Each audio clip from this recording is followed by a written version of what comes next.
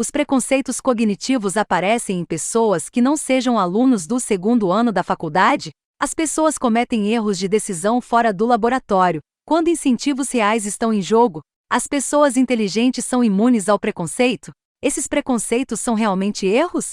A experiência elimina preconceitos? Um livro descreveria a ampla psicologia subjacente ao campo de julgamento e tomada de decisão.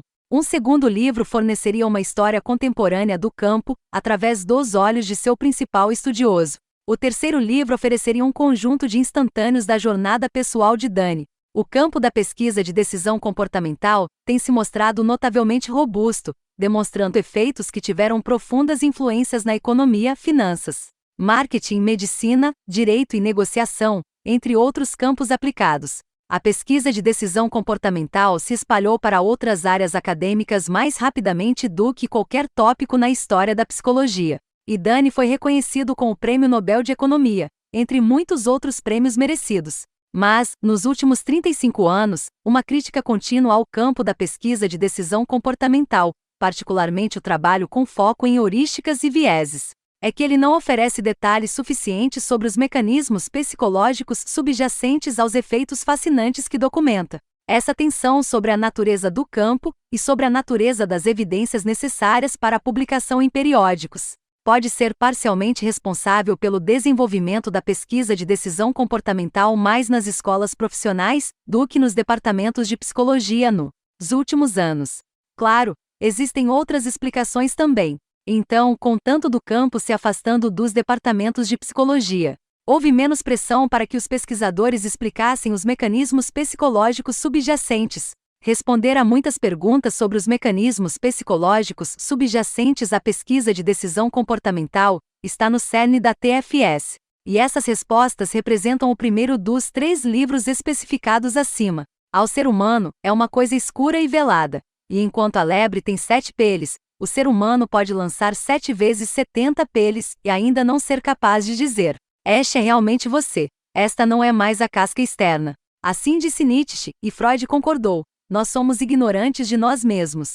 A ideia surgiu no século XX e se tornou um lugar comum, um clima de opinião, na frase de Alden. Ainda é um lugar comum, mas está mudando de forma. Costumava-se pensar que as coisas que não sabíamos sobre nós mesmos eram obscuras, emocionalmente fétidas, sexualmente carregadas. Era para ser por isso que os ignorávamos. Não podíamos enfrentá-los, então os reprimimos. A explicação profunda de nossa espantosa capacidade de não ter consciência de nossos verdadeiros motivos e do que era realmente bom para nós estava em nossas dificuldades ocultas. Hoje em dia, a maior parte da explicação é feita por outra coisa: o modelo de processo duplo do cérebro. Agora sabemos que aprendemos o mundo de 2 maneiras radicalmente opostas, empregando 2 modos de pensamento fundamentalmente diferentes: Sistema 1 e Sistema 2. O Sistema 1 é rápido, é intuitivo, associativo, metafórico, automático, impressionista e não pode ser desligado. Suas operações não envolvem nenhum senso de controle intencional, mas é o autor secreto de muitas das escolhas e julgamentos que você faz. E é o herói do livro alarmante e intelectualmente aeróbico de Daniel Kahneman, Thinking, Fast and Slow. O Sistema 2 é lento, deliberado e trabalhoso. Suas operações requerem atenção. Para iniciá-lo agora, pergunte a si mesmo: quanto é 13x27? E para ver como isso atrai atenção, vá para tenvisiblegorilla.com vídeos.html e siga as instruções fielmente. O Sistema 2 assume o controle, um tanto contra a vontade quando as coisas ficam difíceis. É o ser consciente que você chama de eu, e um dos pontos principais de Kahneman é que isso é um erro. Você está errado em se identificar com o Sistema 2, pois você também é, e igualmente e profundamente, o Sistema 1. Kahneman compara o Sistema 2 a um personagem coadjuvante, que acredita ser o ator principal, e muitas vezes tem pouca ideia do que está acontecendo. O Sistema 2 é preguiçoso e se cansa facilmente, um processo chamado esgotamento do ego, então ele geralmente aceita o que o Sistema 1 diz. Geralmente é certo fazer isso, porque o Sistema 1 é, em sua maior parte, muito bom no que faz, é altamente sensível a sugestões ambientais sutis, sinais de perigo e assim por diante. Manteve nossos ancestrais remotos vivos. Sistema 1 acess raisons que Sistema 2 ne conai point, como Pascal poderia ter dito. No entanto, paga um alto preço pela velocidade. Ela adora simplificar, assumir viciati. O que você vê é tudo que existe, até mesmo enquanto fofoca, bordar e confabular. É terrivelmente ruim no tipo de raciocínio estatístico frequentemente exigido para boas decisões. Ele pula loucamente para conclusões e está sujeito a um conjunto fantástico de vieses irracionais e efeitos de interferência, o efeito Halo, o efeito Flórida, efeitos de enquadramento, efeitos de ancoragem, o viés de confirmação, o viés de resultado, o viés de retrospectiva, o viés de disponibilidade, a ilusão de foco e assim por diante. O ponto geral sobre o tamanho de nossa autoignorância se estende, além dos detalhes dos sistemas 1 e 2. Somos surpreendentemente suscetíveis a ser influenciados, marionetes, por características do nosso ambiente de maneiras que não suspeitamos. Um experimento famoso, pré-telefone móvel, foi centrado em uma cabine telefônica na cidade de Nova York. Cada vez que uma pessoa saía da cabine após ter feito uma ligação, um acidente acontecia. Alguém deixou cair todos os seus papéis na calçada. Às vezes, uma moeda de 10 centavos era colocada na cabine telefônica, às vezes não. Uma moeda era suficiente para fazer uma ligação. Se não houvesse nenhum centavo na cabine telefônica, apenas 4% dos chamadores que saíam ajudavam a pegar os papéis. Se houvesse um centavo, nada menos que 88% ajudaram. Desde então, milhares de outros experimentos foram conduzidos, em todas as áreas da vida humana, todos com o mesmo efeito geral. Não sabemos quem somos ou como somos, não sabemos o que realmente estamos fazendo, e não sabemos por que o estamos fazendo. Isso é um exagero do sistema 1, com certeza, mas há mais verdade nisso do que você pode imaginar facilmente.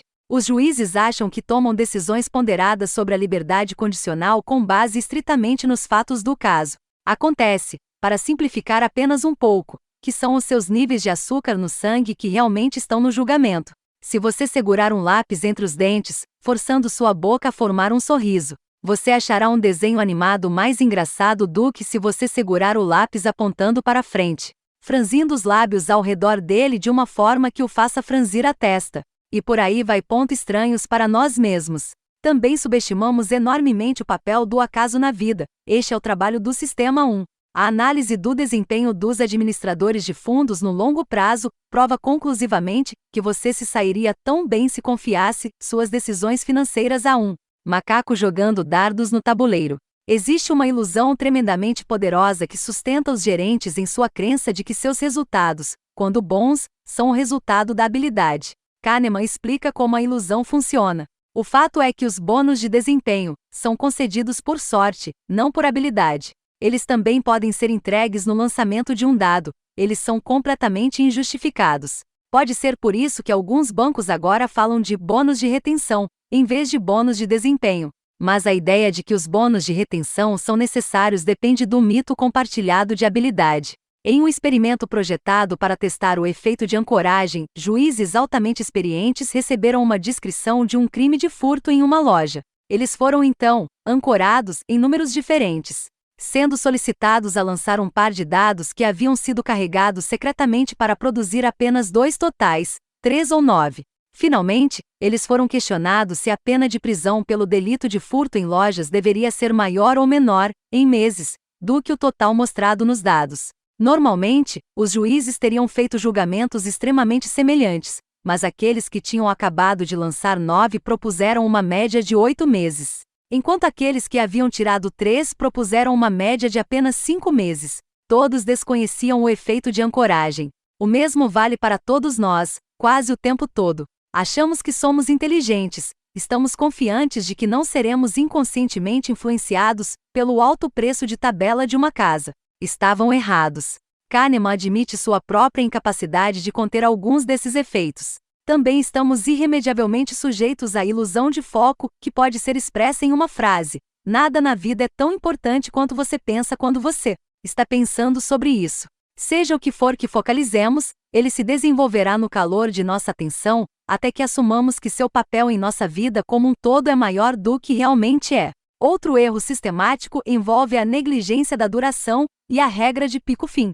Olhando para trás em nossa experiência de dor, preferimos uma quantidade maior e mais longa a uma quantidade menor. Daniel Kahneman ganhou um prêmio Nobel de Economia em 2002 e ele é, com Amos Tversky, de uma dupla famosa. Para muitos nas ciências humanas, seus nomes são fundidos, como Laurel e Hardy ou Crick e Watson. Thinking, feche